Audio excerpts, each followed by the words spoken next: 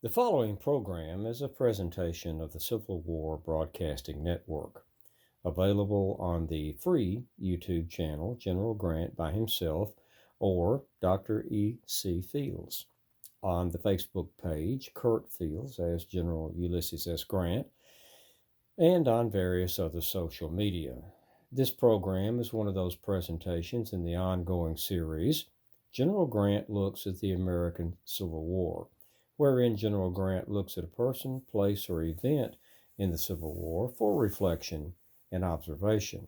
Permission to copy and distribute is given and indeed encouraged. Remember, you are the future of our past. And now, part two of Major General John A. Logan, the most successful political appointee general.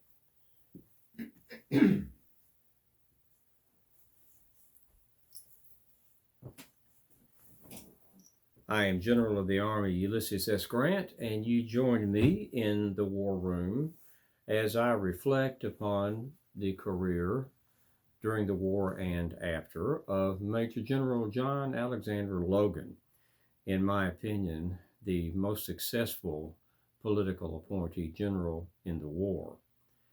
I should like to reflect a bit about his phenomenal record. He began the war as a colonel of volunteers of the 31st Illinois, and that appointment was effective September the 18th of 1861. He was then appointed Brigadier General of Volunteers, effective March the 21st of 1862. On November the 29th of 1862, he was confirmed as Major General of Volunteers. He rose upon the death of Major General John B. McPherson, July 22nd, in Atlanta during the Battle of Atlanta. Being the ranking officer in the area, he assumed command of the Army of the Tennessee. He held that rank from July 22nd through July 27th, where he was relieved upon recommendation of General Sherman, forwarded by General Halleck to the President, and President Lincoln promptly confirmed Sherman's appointment of General O. Howard, Oliver Otis Howard. And I should like to point out that he was the only political general to command an entire army in the field when he was the commanding officer of the Army of the Tennessee, the only political general to command an army in the field. He was, though, reassigned to command of the Army of the Tennessee on May the 23rd of 1865. But more about that in a moment. His combat record is of note. He first participated in the war fighting at the Battle of First Bull Run. He had gone out with other congressmen. The battle did not go as was anticipated, and while others were fleeing back to Washington City, Major General Logan, Congressman Logan grabbed the musket that had been thrown on the ground and joined in with the Michigan and some New York soldiers from a New York regiment, and ably fought the Confederates in the Battle of Bull Run. He then stayed and helped move dead and wounded for several days into Washington City. He sought and got the appointment as Colonel of the 31st Illinois, and as such, he participated under my command in the Battle of Belmont in November of 61 and distinguished himself, so much so that I personally noted him in my after-action report, as did his commanding officer, General John A. McClernand. Then later, he fought with me at Fort Donelson. At Fort Donelson, he was wounded 3 times, one shot through the shoulder, and he refused to leave the field to seek treatment. And when the day had been saved, he felt he went back to a first aid station and got treatment for it, returned to the field, and led his troops again because it was not going well again for us. And He was wounded in the thigh, shot in the thigh, and actually received a grazing wound someplace else. So he was wounded 3 times. But he stayed on the field until night fell and the battle ended and the day was saved. He had lost so much blood, though, that he spent almost a month recuperating. And his wife, in fact, came down from Illinois and nursed him back to health. But because of that wound, he missed the Battle of Shiloh. He was involved, though, in the Second Battle of Corinth, and he was actively involved in the Vicksburg campaign in command of a division. He fought nobly at Champion Hill and the Battle of Raymond, Mississippi. He did very well, distinguished himself, he and his division, in that campaign. He then fought in the Battle of Atlanta. He was moving with Sherman, and on July 22nd of 64, Major General John B. McPherson rode too far. He thought he was within our lines, but he rode too far and rode into some Confederate soldiers. He doffed his hat, turned his horse, put the spurs to him to get away, but one of the soldiers was able to get a shot and killed General McPherson. General Sherman appointed General Logan to succeed McPherson in command of the Army of the Tennessee, which, as I noted earlier, is the only time in the war that a political appointee, a civilian general, assumed command of an army in the field. Quite a distinction. But in 6 days, Sherman relieved him of command, and General O. Howard assumed command of the Army of the Tennessee. And we'll address that, what Sherman had to say about why he did that. But he was again given command of the Army of the Tennessee on May 23rd at the end of the war, and on May 24th of 1865, he rode at the head of the Army of the Tennessee in the Grand Review in Washington, D.C. He led the parade as a recognition of his distinguished service in the war, and to some extent, Sherman was wanting to ease his angst over having been relieved as the commanding officer for the Army of the Tennessee. But he fought well throughout Corinth and Vicksburg, and then Atlanta, the Atlanta campaign. After he was relieved of command, the president called for him to come back to Illinois and campaign for the president, and he did so. He was ready to go back because he had been relieved of command. He'd been at that pinnacle of responsibility and honor for 6 days, and then it was taken away from him, and he was greatly chagrined.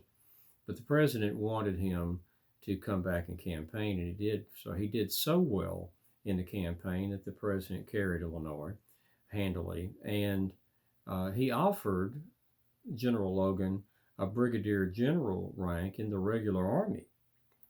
But Logan turned that down. He wanted to be with his troops in the field. He requested to be reassigned command of the 15th Division, his old division, under Sherman's command, and that was granted him. And he went on through the march to the sea through Georgia, and then he participated in the Carolinas campaign and had quite the climactic end to that I will lift up for you. But regarding Sherman relieving him of command, that was controversial, and I feel remains controversial. I should like to read to you what Sherman had to say about why he recommended the volunteer general, political general, to be replaced with the professional soldier general, O. Howard, and with a couple of observations involved. Sherman said, "It first became necessary to settle the important question of who should succeed General McPherson. General Logan had taken command of the Army of the Tennessee by virtue of his seniority and had done well, but I did not consider him equal to the command of 3 corps. Between him and General Blair, there existed a natural rivalry. Both men were of great courage and talent, but were politicians by nature and experience, and it may be that for this reason they were mistrusted by regular officers like General Schofield, Thomas, and myself. It was all important that there should exist a perfect understanding among the Army commanders, and at a conference with General George H. Thomas at the headquarters of General Thomas J. Woods, commanding a division of the 4th Corps, he, Thomas, General George Thomas, remonstrated warmly against my recommending that General Logan should be regularly assigned to the command of the Army of the Tennessee by reason of his accidental seniority. Thomas, I should like to observe here, George Thomas threatened to resign if Sherman named Logan to command the Army of the Tennessee because he so disliked Logan. Sherman later said, if there was a man on earth whom Thomas hated, it was Logan. But he goes on to say, Sherman does, we discussed fully the merits and qualities of every officer of high rank in the Army, and finally settled on Major General O. Howard as the best officer who was present and available for the purpose, and on the 24th of July, I telegraphed to General Halleck this preference, and it was promptly ratified by the President.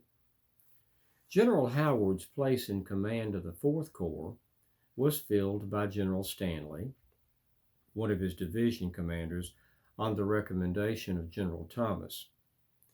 All of these promotions happened to fall upon West Pointers, and doubtless Logan and Blair had reason to believe that we intended to monopolize the higher honors of the war for the regular officers. I remember well my own thoughts and feelings at the time, and feel sure that I was not intentionally partial to any class.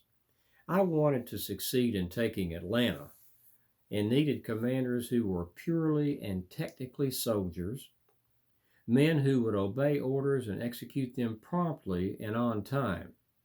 For I knew that we would have to execute some most delicate maneuvers requiring the utmost skill, nicety, and precision. I believe that General Howard would do all these faithfully and well, and I think the result has justified my choice. I regarded both Generals Logan and Blair as volunteers that looked to personal fame and glory as auxiliary and secondary to their political ambition and not as professional soldiers. An addenda regarding fighting Joe Hooker. As soon as it was known that General Howard had been chosen to command the Army of the Tennessee, General Hooker applied to General Thomas to be relieved of the command of the 20th Corps, and General Thomas forwarded his application to me, approved, and heartily recommended. When Howard reminded Sherman, General O. Howard reminded Sherman that Hooker and another Corps commander and former commander of the Army of the Potomac had seniority, Sherman angrily said, Hooker has not the moral qualities that I want, nor those adequate to the command. More insight into what Sherman was thinking and why he was doing what he was doing. General Hooker, Sherman goes on to say, was offended because he was not chosen to succeed McPherson, but his chances were not even considered. Indeed, I had never been satisfied with him since his affair at the Culp House, and had been more than once disposed to relieve him of his corps because of his repeated attempts to interfere with Generals McPherson and Schofield. So much for General Hooker being the replacement for General McPherson, and insight into what Sherman, indeed insight to Sherman by what he said about why he replaced Logan as the commanding officer of the Army of the Tennessee. So he went back to campaign for the president, returned to the command of his 15th, beloved 15th Corps, went through the March to the Sea, the Carolinas campaign, and got to Raleigh, North Carolina with Sherman's army, and was there while Sherman was negotiating with Joseph Eggleston Johnston, about the surrender of his army, some 30,000 men. Sherman had 90,000 men. Johnston had fallen back into Raleigh, North Carolina. They erected dirt walls all around the city, but Sherman's men, his 30,000, were unquestionably no match for Sherman's some 90,000 plus. So Johnston decided to negotiate a surrender and was working with Sherman. But then on the 17th of April, Sherman received a telegram saying that the president was dead, had been killed by an assassin. He was greatly concerned about this. He told the telegraph operator, say nothing about this to anyone. And he said nothing until he went with Joe Johnston. He showed Johnston in private the telegram saying that Lincoln was dead. And General Johnston was shocked and greatly saddened, dismayed, because he knew the South had lost a friend. But on the 17th, as Sherman is meeting with Johnston in those delicate times of the president being dead and the news reaching the army, Sherman issued his Special Order number 56, Headquarters, Military Division of the Mississippi, in the field, Raleigh, North Carolina, April 17, 1865. The general commanding announces with pain and sorrow that on the evening of the 14th instant, at the theater in Washington City, His Excellency the President of the United States, Mr. Lincoln, was assassinated by one who uttered the state motto of Virginia. At the same time, the Secretary of State, Mr. Seward, while suffering from a broken arm, was also stabbed by another murderer in his own house, but still survives, and his son was wounded, supposedly fatally. It is believed by persons capable of judging that other high officers were destined to share the same fate. Thus it seems that our enemy, despairing of meeting us in open, manly warfare, begins to resort to the assassin's tools. Your general does not wish you to infer that this is universal, for he knows that the great mass of the Confederate Army would scorn to sanction such acts, but he believes it the legitimate consequence of rebellion against rightful authority. We have met every phase which this war has assumed and must now be prepared for it in its last and worst shape, that of assassins and guerrillas. But woe unto the people who seek to expend their wild passions in such a manner, for there is but one dread result. When the soldiers in the army found out about this, they determined in a lynch mob mentality that they were going to storm and destroy Raleigh, North Carolina. The mayor and board of aldermen had surrendered the city, begging that it not be destroyed. Sherman was respecting that. They knew what had happened to Columbia and Atlanta and did not want it to happen to Raleigh. Sherman was respecting that. But on the night of the 17th, about 2,000 men from either the 15th Logans or the 20th Corps, formerly Hookers, decided they were going to advance on Raleigh and burn it to the ground. And one Union soldier who was there, a Theodore Upson, wrote this in his observations about what happened. A mob of some 2,000 or more started for the city, saying they would destroy it. General Logan got in their front and ordered them back to their camps. They still went on. Then Logan, with 3 or 4 pieces of cannon behind him, threatened to open fire. And he told them he had double-shotted them with canister. They gave up and went back to their camp. General Logan saved the city, and it owes him a debt it can never pay. I understand they're even talking about erecting a statue to him in a southern city. The war was over. Logan, as I said, was offered a brigadier general's rank in the regular army. He declined it, wanted to go back to his civilian life and hopefully go back to Congress, which he promptly did. He was elected to Congress, and now in 1868, he is the second commander of the Grand Army of the Republic. And Decoration Day has long been a day in the South to remember the folks that have gone before.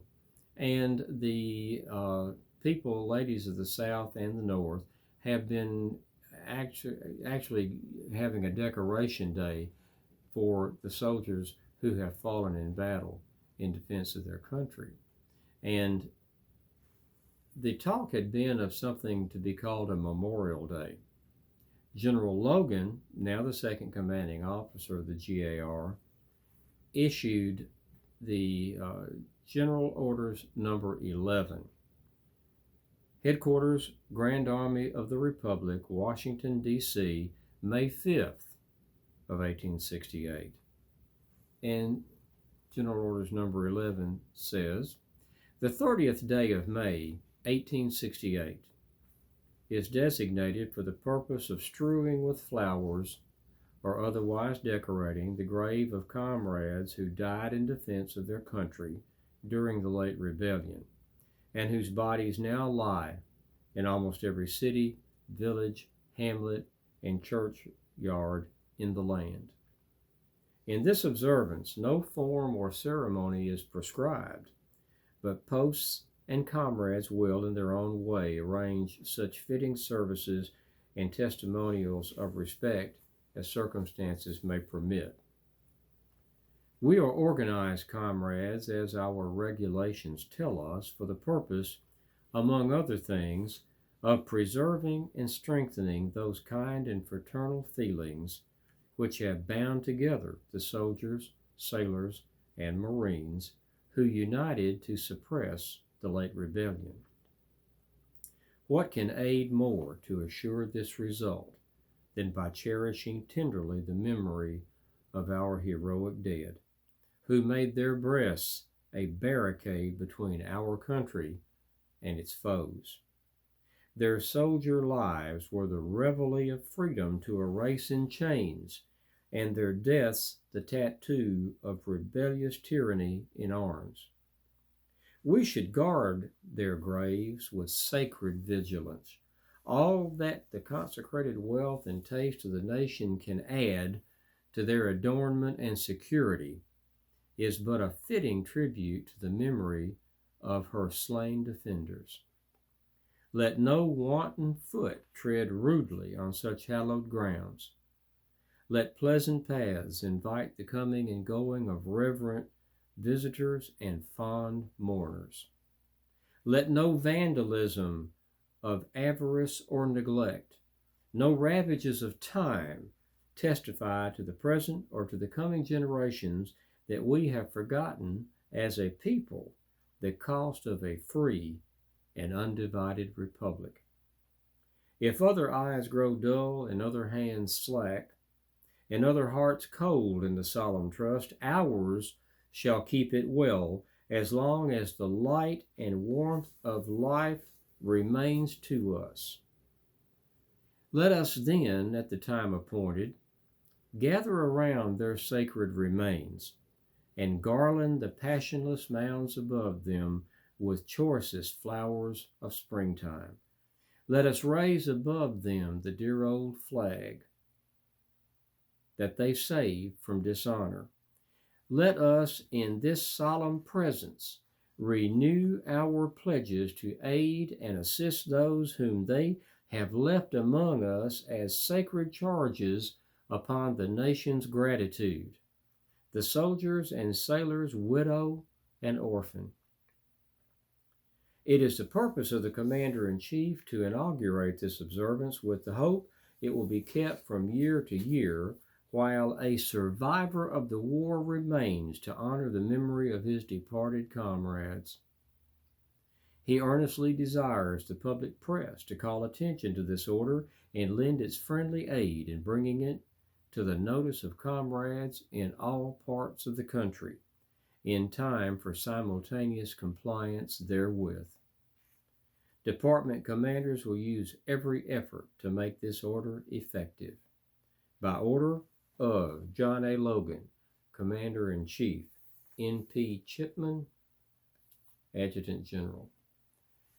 General Logan is credited with beginning Memorial Day observations, although it is fair to say and should be said that all over the South, the ladies of the South were decorating the graves of Confederate and Federal soldiers, for they were trying to heal, and they decorated and remembered all who had fallen in the fight, be they North or South.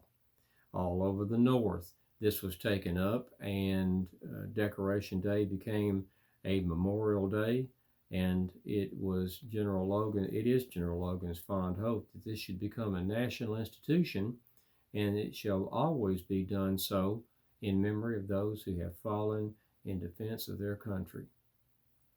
And that was on May the 5th of 1868. But General Logan, Congressman Logan, did something else that takes me aback, endears him to me even more so than already. He asked for and received the privilege in the convention of the National Union Republican Party at the Crosby House in Chicago, Illinois on May 21st to put my name in nomination to be the candidate for the presidency of the United States, running and carrying the banner for the National Union Republican Party. And General Congressman Logan said this. He asked to be recognized. He was so recognized and said to the 650 delegates in the Crosby Opera House in the Republican Convention, "Then, sir, in the name of the loyal citizens, soldiers, and sailors of this great Republic of the United States of America, in the name of loyalty, of liberty, of humanity, of justice, in the name of the National Union Republican Party, I nominate as candidate for the Chief Magistracy of this nation, Ulysses S. Grant." I'm told there was, as it was described, thunderous applause. One ballot was taken, and all 650 delegates unanimously approved me to be the candidate. And now I am running for the presidency of the United States, and in part with the help of General Logan, who put my name in nomination. So a man I met on June the 19th of 1861, who was instrumental in my own regiment, the 21st Illinois, enlisting to a man the 600 or so that were still in camp, and who fought with me at Belmont in my first battle, who fought with me at Donelson and nearly lost his life in so doing. He had a horse shot out from under him at Belmont in his first battle. Wounded 3 times at Fort Donelson, came back and fought in the Second Battle of Corinth. He went on to fight with me and distinguished himself at Vicksburg. His regiment was given the honor of being the first to enter Vicksburg after the surrender and stacking of arms of the Confederates on the 4th of July, the first into Vicksburg. He then distinguished himself in the battles for Atlanta, was for a few days commander of the Army of the Tennessee, raised votes and campaigned for President Lincoln, requested command in the field again, got it, fought from Atlanta to the sea, and then the Carolinas campaign, and is felt to be singly responsible for saving the city of Raleigh, North Carolina, and my good friend. And I think it is unquestionable that John Alexander Logan was the most successful political general in the War of the Late Rebellion, and I am proud and pleased to be able to state so. A final note, though, on General Logan I should like to lift up. He is one of the three people mentioned specifically in the official state song of the state of Illinois. In the last stanza, it says, and it's to the tune of Baby Mine, very popular song now. Not without thy wondrous story, Illinois, Illinois, can be writ the nation's glory, Illinois, Illinois. On the record of thy years, Abraham Lincoln's name appears, Grant and Logan and our tears, Illinois, Illinois. Grant and Logan and our tears, Illinois. General John A. Logan, the most successful political appointee civilian general in the war, a distinguished soldier, and now distinguished congressman. For the moment, I have said quite enough, and I must bring my reflections to a close. And I bid you a fond farewell.